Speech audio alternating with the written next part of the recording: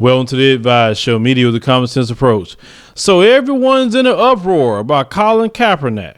He decided to sit down during the national anthem. And I want you to hear his reasoning for doing this. Let's go ahead and roll the clip. Accomplish. What would you like this, to be the end game for you? That's basically. Ultimately, it's to bring awareness and make people, realize what's really going on in this country. There are a lot of things that are going on that are unjust. People aren't being held accountable for, and that's something that needs to change. That's something that, this country stands for: freedom, liberty, justice for all, and it's not happening for all right now. Is this something that's evolved as a philosophy in your mind, and how has this kind of progressed that you make a stand like this? It's something that I've seen, I've felt, wasn't quite sure how to deal with originally, and it is something that's evolved. It's something, as I've gained more knowledge about, what's going on in this country in the past, what's going on currently. These aren't new situations. This isn't new ground. It's things that have gone on in this country for years and years and have never been addressed, and they need to be. Colin, will you continue, Colin, to sit? Will you continue to sit? Yes, I'll continue to sit. I'm going to continue to stand with the people that are being oppressed. To me, this is something that has to change, and when there's significant change, and I feel like that flag represents what it's supposed to represent, and this country is representing people the way that it's supposed to, I'll stand. Specifically, what would you like to say? There's a lot of things that need to change. One specifically is police brutality. There's people being murdered unjustly and not being held accountable. Cops are getting paid leave for killing people. That's not right. That's not right by anyone's standards. Colin, so many people see the flag as kind of a symbol of military. How do you view it, and what do you say to those people? I have great respect for men and women that have fought for this country. I have family, I have friends that have gone and fought for this country. And they fight for freedom. They fight for the people. They fight for liberty and justice for everyone. And that's not happening. People are dying in vain because this country isn't holding their end of the bargain up as far as, giving freedom and justice and liberty to everybody. It's something that's not happening. And I've seen videos, I've seen circumstances where men and women that have been in the military have come back and been treated unjustly by the country they fought for, and have been murdered by the country they fought for on our land. That's not right. Colin, you personally? There have been situations where I feel like I've been ill-treated, yes, but this stand wasn't for me. This stand wasn't because I feel like I'm being put down in any kind of way. This is because I'm seeing things happen to people that don't have a voice, people that don't have a platform to talk and have their voices heard and affect change. So I'm in a position where I can do that, and I'm going to do that for people that can't. Is this the first year that you haven't stood up? Or did you do it other years, or is this the first time? This year's the first year that I've done this. And you did all the preseason games so far? Yes. This is the first time it was noticed? Yes. And what went on in the meeting today? How did your teammates respond when you explained yourself today, and what was the support like for you? The support I've got from my teammates has been great. I think a lot of my teammates come from areas where this might be a situation. Their families might be put in this situation. It's something that I've had a lot of people come up to me and say, I really respect you for what you're doing and what you're standing for. So to me, that's something that I know what I'm doing, what's right, and I know other people see what I'm doing is right. It's something that we have to come together, we have to unite, we have to unify and make a change. What do you say? I don't understand how it's the wrong way. To me, this is a freedom that we're allowed in this country. And going back to the military thing, it's a freedom that men and women that have fought for this country have given me this opportunity by the contributions they have made. So I don't see it as going about it the wrong way. This is something that has to be said. It has to be brought to the forefront of everyone's attention. And when that's done, I think people can realize what the situation is and then really affect change. You've done it every preseason game. are you almost relieved that it took this game and the questioning that followed to let your As far as what? I don't really understand what you're trying to get at. People getting murdered by police. I mean, do you think that the scenes is sort of an indictment against police? There is police brutality. Yeah. People of color have been targeted by police. So that's a large part of it. And they're government officials. They're put in place by the government. So, that's something that this country has to change. There's things we can do to, hold them more accountable, make those standards higher. You have people that practice law and are lawyers and go to school for 8 years, but you can become a cop in 6 months and don't have to have the same amount of training as a cosmetologist. That's insane. I mean, someone that's holding a curling iron has more education and more training than people that have a gun and are going out on the street to protect us. So Colin explained to everybody why he sat down, and he wants some changes made in America. He said he's not getting up ever again. But to really respond to Colin Kaepernick, we must go back in time when the Star-Spangled Banner was written and even speak about the man himself that wrote it, Francis Scott Key. There was a verse that was taken out that nobody really knows about. There's a lot of reasons why black people shouldn't even sing that song. But let's go ahead and look at the history of this. Now, they said to understand the full Star-Spangled Banner story, you have to understand the author. Now, Key was an aristocrat and a city prosecutor in Washington, D.C. He was like most enlightened men at the time, not against slavery. He just thought that blacks were mentally inferior. Masters should treat them with more Christian kindness. He supported sending free blacks, not slaves, back to Africa, and with a few exceptions, was about as pro-slavery, anti-black, and anti-abolitionist as you can get at the time. So the guy who wrote the Star-Spangled Banner didn't like us like that, but yet we singing his song. Of particular note was Key's opposition to the idea of the colonial Marines. The Marines were a battalion of runaway slaves who joined the British Royal Army in exchange for their freedom. The Marines were not only a terrifying example of what slaves would do if given the chance, but also a repudiation of the white superiority that men like Key were so invested in.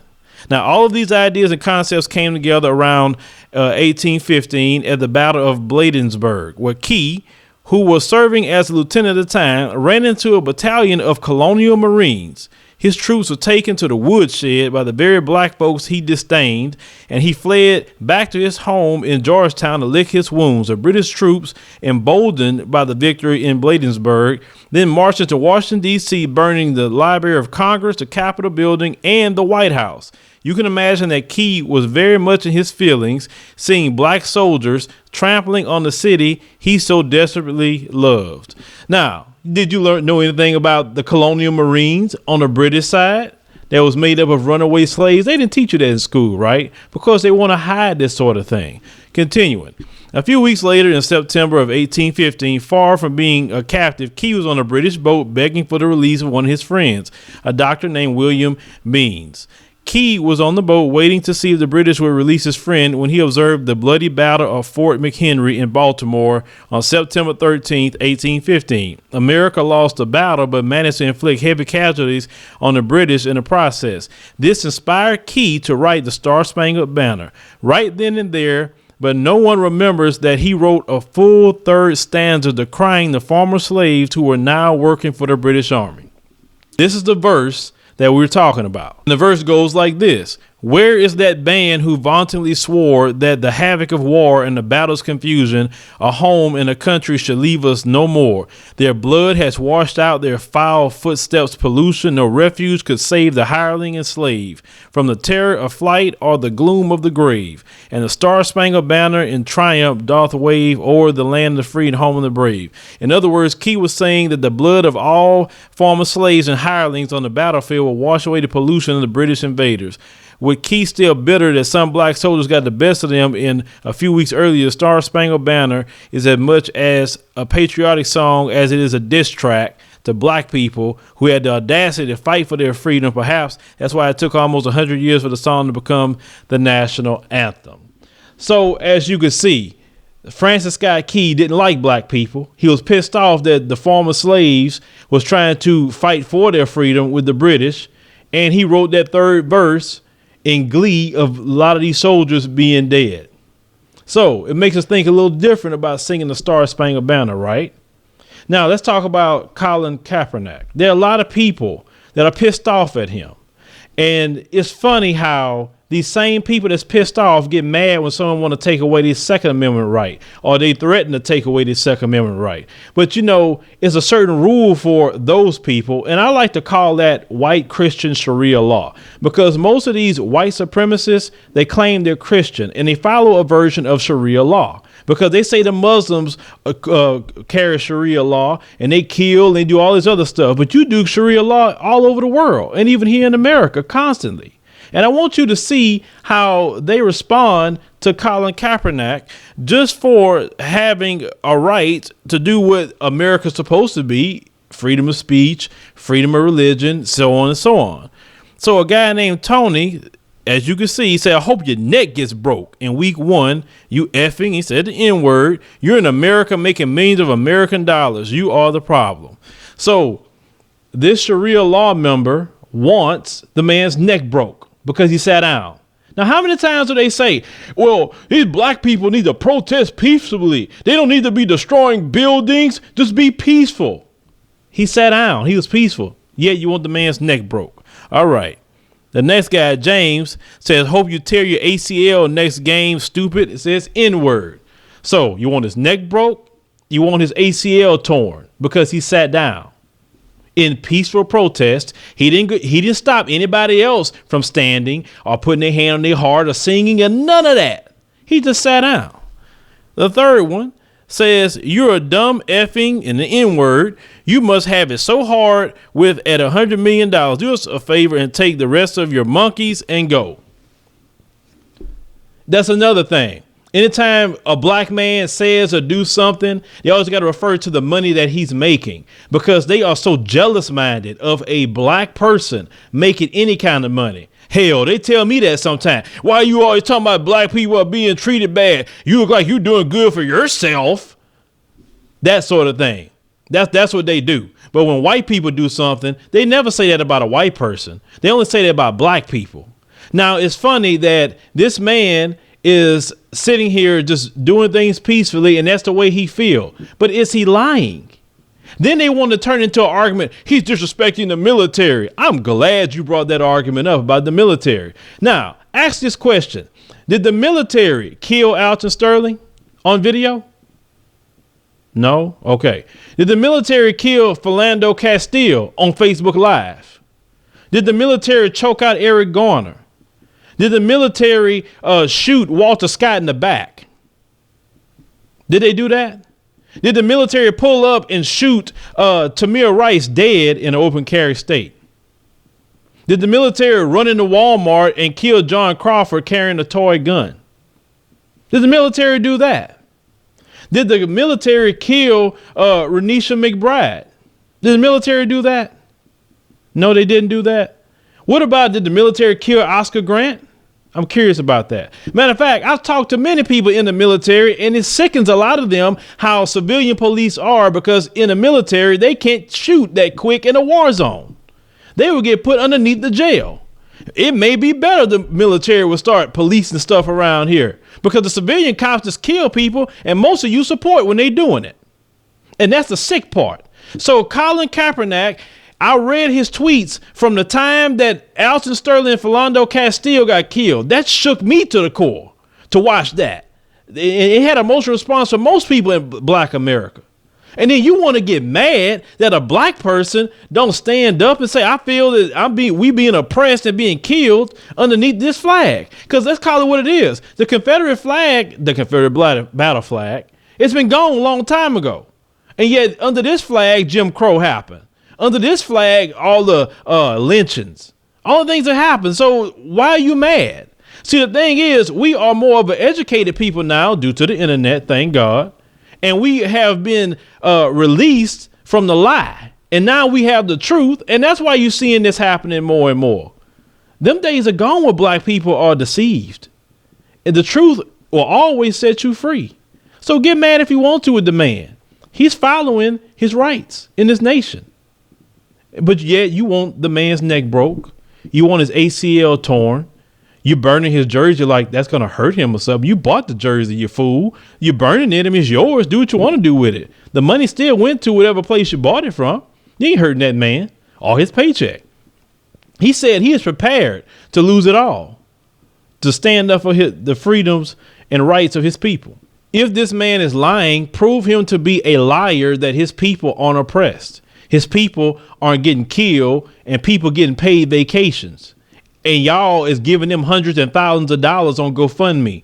If he's lying, just show how he's lying. But you know good and well he's not lying. And then they say, well, if he don't like in America, he can go to Africa. So basically what you're saying is if he don't like the oppression, he don't like the murder, the discrimination, he don't like the celebration of black pain, misery, and death, because it is celebrated here in this country. If he doesn't like all that, then he needs to leave. That's basically what you're saying. But yet you the same people that go to other parts of the world and say you're doing wrong to other people. You're violating human rights. But the black man and black woman's human rights are being violated daily. And yet you want him to stand up with pride. There's nothing nobody can say about this. Number one, he grown man, do what he want to do. You always got a choice as an athlete nowadays. You can be O.J. Simpson or you can be Muhammad Ali. He chose to be Muhammad Ali. Remember, you guys say you love Ali. He did exactly what Ali would do. And now you're pissed off. You want his neck broke. You want his ACL torn. You want him to lose his money, lose his career. This is what you want to do. He got money. He good. He don't have to play anymore. No, you still mad because he's still going to speak out. He got a voice and everybody supported him for that. For him standing up for innocent people being murdered in the street. Most of you posted his adopted white parents. And he still got to deal with being a black man in America. Let him go to a small town and nobody know him. Let him run up on Darren Wilson. Watch what's going to happen. So at any given time, a black man could be a target. Don't matter if you got $100 million or $100. You're still a black man in America. Shoot, the president of the United States is disrespected and he's black. It don't matter who you are in this country. He proved that to me. Y'all don't respect nobody. I'm talking about those who believe in white supremacists and white Christian Sharia law. I'm talking about those, not those of you who don't. Y'all need to get your act together. Fix this country. Let's live right. Let's live equal. Let's live in peace. Then we could all have some pride to put our hands on our hearts for this country. But until then, you can't say nothing. And there's another player with the Philadelphia Eagles say he's going to sit out as well. He's not going to stand up. So it could be a trend all over the NFL and different professional sports until things are fixed in this country. There's nothing you can say about it. It's peaceful protest. It's part of their rights. Remember? Hit me up in the comments, use the commentaries, subscribe.